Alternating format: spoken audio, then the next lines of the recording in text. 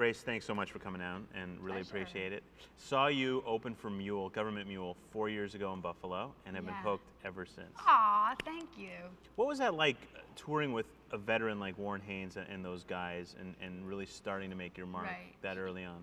He was my godfather and still is in this whole crazy business. He taught me everything I know about production, being on the road, treating people with respect, and like leaving your mark in a way that so that next time you come, people aren't like not cool to you. You know, basically Warren is like, he really understands the joy of touring, and he makes the most of it. Everywhere he goes, he leaves joy with him. And you know, you wonder why all his fans are so crazy. It's they wait outside his bus for hours and hours and hours. So he also taught me that if your fans are outside of your bus for more than 3.5 hours, you should probably go sign something because they're not going to leave. Right. Grace, Potter and the Nocturnals came out in June, and you've been touring probably like crazy since. Incessantly, yeah. It must be hard. I mean, you guys put out a couple records. You put out 5 records now. A couple of them are live records. But is that part of the cycle? You put out a record and you just got to constantly tour to get noticed? I think actually it's funny. Some of our heaviest touring is when we don't have a record to promote. I mean, we have to keep the money coming in somehow, and this is our job. So if I want to keep employing all these amazing people that I have around me, then we have to tour. Otherwise, we can't. We're not a very sustainable machine when we're not touring, because up until now, we haven't really sold that many records. Right. You're #1 on iTunes in the States now, right? We are. We beat the Beatles. I can't even believe it. That's crazy. It goes Grace, Potter and the Nocturnals, and then Abbey Road, and then the White Album. Wow. And that's in iTunes in the States. So if you're in Canada, get on it, because you'll want to check out this record. What's been the most rewarding? Is that the most rewarding, selling tons of records? Or? No. I mean, tons of records was never in my trajectory, because I didn't know that that's what you did in the music industry. And, you know, we sort of waited for a long time to sign a record deal for the same reason. It was like, well, we can just go out there and do it on our own, so let's do that for as long as we can. And then when we're ready to really pop off and figure out the next step, then we'll sign to a label. So we did. Is it you and Scott still writing most of the stuff, or is it fairly collaborative? I'd say Scotty and I wrote Medicine, which is one of the songs we performed. But I collaborate with a lot of people, actually. On this last record, I collaborated with Mark Batson. I did a project with T-Bone Burnett. There was a lot of collaboration happening there. And really, I'm learning how to open myself up more to the collaborative side of it, because I'm very much like, I want to be the songwriter. I want to be the one who wrote it all. But I'm getting over it. You know, I'm 27 now, so I got to grow up. Are you always writing? Are you at the back of the bus and you'll think of something and write on the acoustic or write some lyrics down on a pad? Actually, I just got this crazy keyboard that I was using it for the VH1 Divas thing to learn a song. But now that I have it, it's got like a drum machine on it and all kinds of crazy synths and stuff.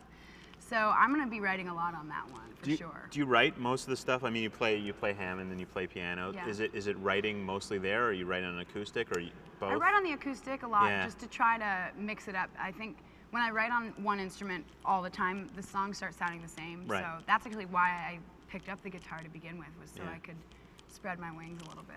How'd the whole White Rabbit thing come along? Because it seems so obvious to people who know what you sound like and what Grace sounds like. But how did the whole thing come together? It's a cool story, actually. It's how the new Nocturnals were formed, because VH1 and the History Channel asked us to be a part of this amazing 40th anniversary celebration of Woodstock.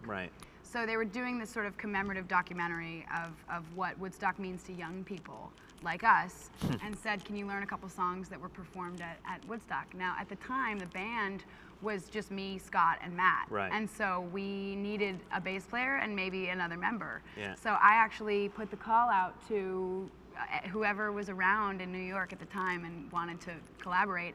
And Catherine Popper from Ryan Adams and the Cardinals was the first phone call we got. Wow, that's incredible. And Benny Yurko, who's been the 5th Beatle of ours for years anyways, jumped right in as well. And it really did sort of solidify the new Nocturnal sound. Does Catherine take away, I mean, you know, everybody's got their spotlight on the babe and the band. Does Catherine sort of help? I can't even believe that people, when I listen to her play the bass, I don't think about her as a woman. You know what I mean? The way she plays the bass, no one plays like her. She is a bass player who happens to be a female.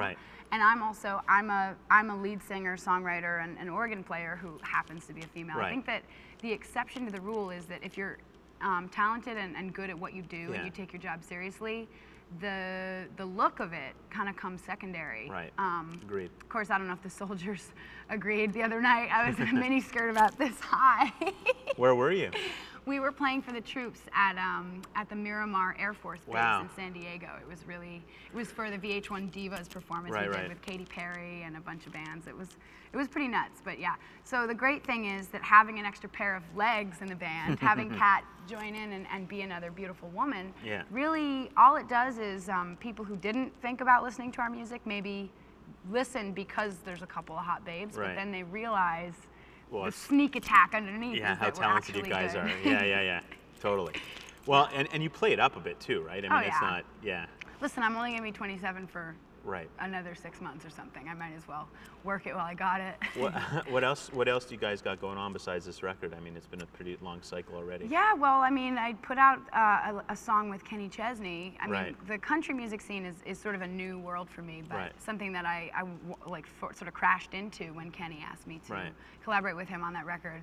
And so we love each other. We have a great rapport, and so Yeah. maybe I'll do a country thing. Who knows? But right now it's all about touring. Yeah. This coming January, the Nocturnals are headlining again. Finally, a big 3-month headlining tour, Wow. and it's selling really well. And people are going to come out and see us. And you're playing at home for Christmas, right? Always, yep. Yeah. On New Year's, we have a 3 and 4 night run leading into New Year's. Higher Ground. At Higher Ground, it's for all of our homies in Vermont. Great. When you're back home, if you can go to the Shelburne Museum for me and check out the Duck Decoy Museum. Duck Decoy Museum, it's so cool. It's a I know whole exactly room what of you're talking ducks. About. Yeah, but they're like, some of them are taxidermied and then some of Right. them aren't. It's really weird. It's like, Yeah. it's like that Body Works, you know, those weird ones where they Yeah. peel back the skin and Yeah, you yeah. can see human flesh. Yeah. It's really gross. Anyways. Continued success, and thanks so much for Thank stopping by. I you. really I appreciate appreciate it. it. Thank you. Take care. Explore Music wears English Laundry apparel.